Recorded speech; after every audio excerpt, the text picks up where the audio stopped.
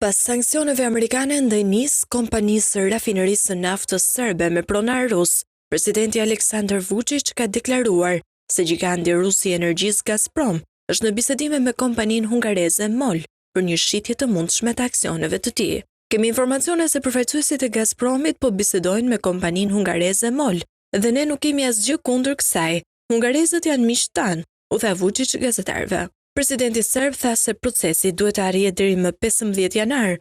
Gazprom zotëron gati 11% të aksioneve në NIS, ndërsa dega e tij e sanksionuar Gazprom Neft rreth 45%. Qeveria e Serbisë zotëron gati 30%, ndërsa pjesa e mbetur u përket aksionerëve të vegjël dhe punonjësve. Presidenti serb deklaroi se marrëveshja e furnizimit me gaz të Serbisë me Rusinë do të zgjatet edhe për 3 muaj të tjerë. Shtetet e Bashkuara shpallën sanksione të gjera që synonin sektorin e naftës të Rusisë në janar për shkak të luftës së Moskës në Ukrainë, por për NIS-in, zbatimi i tyre u shtyt disa herë përpara se të hynte përfundimisht në fuqi më 8 tetor.